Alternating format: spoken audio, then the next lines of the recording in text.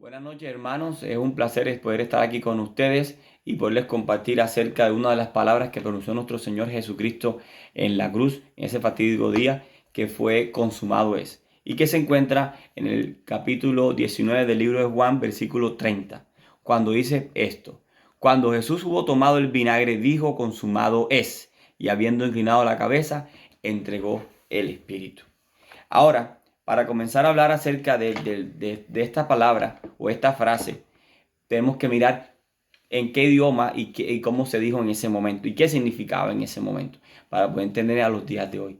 En ese momento primero se habló en griego y se hablaba o se decía teletestai, que significa pagado.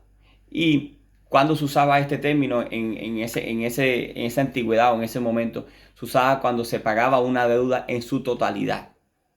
Por lo menos no deuda a plazo, sino una deuda en total. Que hoy podríamos decir en Estados Unidos, podría paid in full. ¿Qué significa pagarlo todo? También se usaba cuando el amo le encomendaba a su siervo realizar una tarea. Y cuando la terminaba y se cercioraba que todo había estado bien, entonces se la entregaba a su amo y le decía teletestai, que significa consumado, que está pagado o hecho.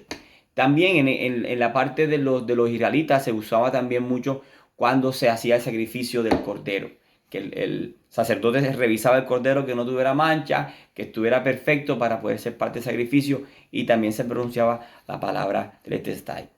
Ahora, yo quiero traerles tres puntos importantes que vamos a hablar en esta noche acerca de lo que significó esa frase, esa palabra de consumado es. Tan pequeña, pero con tan inmenso y tan fuerte el significado, con muchas cosas por hablar que quizás en el corto tiempo que tenemos hoy no vamos a poder hablar, pero sí vamos a tocar lo que más podamos. Ahora, hay tres puntos importantes. El primer punto importante es el sacrificio por el pecado fue consumado y a su vez el diablo fue derrotado. El príncipe de este mundo fue derrotado. Ahora, si miramos Génesis 3:15, vamos a hablar desde el momento de la desobediencia de, de Adán y Eva. Vamos a mirar lo que pasó y lo que le dijo Dios a la serpiente. Y pondré enemistad entre ti y la mujer. Hablando de la serpiente, que es el diablo y la mujer. Y entre tu simiente y la simiente suya. Y ésta te herirá en la cabeza, que viene siendo el descendiente del hombre, que viene siendo mismo Jesús. Y tú le herirás en el calcañar. Quiere decir que el diablo no iba a herir en el calcañar, que quiere decir en el tobillo, quiere decir en la parte baja. O sea, no iba a dejar tambaleando. Pero el último golpe de muerte lo iba a dar en la cabeza. Y eso era en ese momento cuando Jesucristo en la cruz estaba diciendo: consumado es. Ahí nosotros podemos mirar que Dios tenía un plan. El pecado iba a entrar, pero también iba a salir por Jesucristo, ¿verdad? Entonces nosotros también miramos que infinidad de partes también habla de muchas, en la Biblia habla de las profecías, y ahí también se estaban cumpliendo esas profecías de que el diablo iba a ser derrotado, ¿verdad? Que el diablo iba a ser derrotado por nuestro Señor Jesucristo. Ahora, el punto 2, vamos a hablar de la obra de salvación estaba consumada. Ahora, cuando hablamos que la obra de salvación estaba consumada, vamos a ir en nuestras Biblias a 2 Corintios 5:21. Vamos a mirar en nuestra Biblia 2 Corintios 5:21.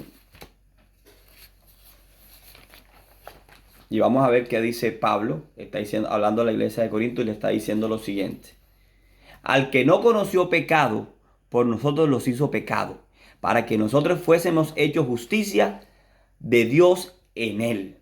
Ahí está hablando claramente Pablo de que había un ser que no cometió pecado, que no tenía pecado, y que nuestros pecados iban a ser pagados en él para hacer justicia con Dios. Eso, palabras más, palabras menos, estamos refiriéndonos al juicio de Dios. Nosotros hablamos que el pecado, la paga del pecado es la muerte, y necesitamos ese sacrificio para que esa ira de Dios fuera consumada o fuera pagada, se diera de esa manera. Y entonces tenía que ser por un hombre, por un cordero limpio como era él. Ahora, si miramos cómo pasaba en la antigüedad, ya no estamos hablando de la ley, sino que vamos a pasar un periodo de gracia.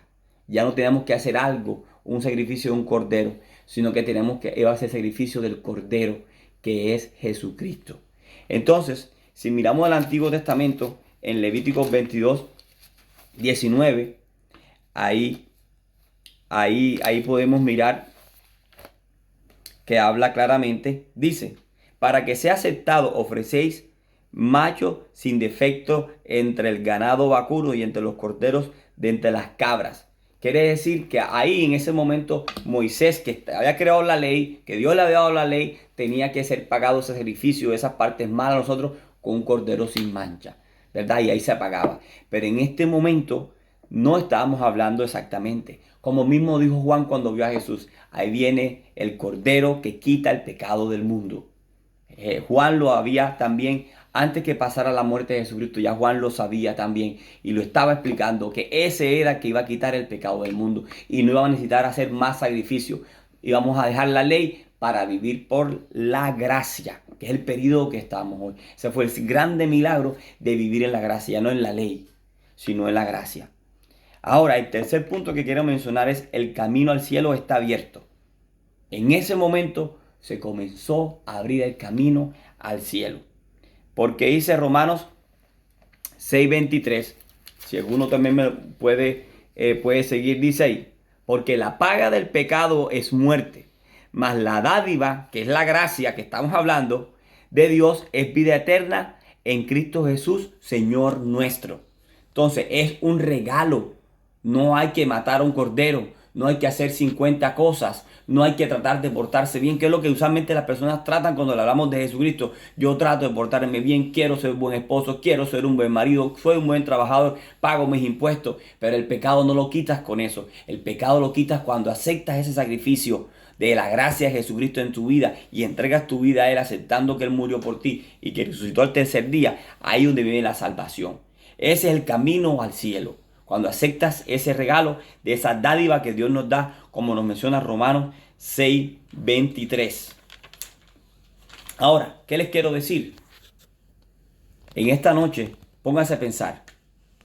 Estamos acercándonos muchos a la muerte, porque estamos enfrentándonos a este virus letal. Muchos se han muerto. Pero no estamos enfrentándonos a la muerte física, porque esa todas vamos a pasar. Estamos enfrentándonos a la muerte eterna, a la muerte por la eternidad. Y esa muerte sin Dios, que es el infierno. Entonces, hoy hermanos, tengan en cuenta eso. ¿Quieres recibir la dádiva de Dios por ese sacrificio tan grande que hizo Jesús? ¿O quieres simplemente obviar ese sacrificio y morir no solamente en este cuerpo, sino morir eternamente?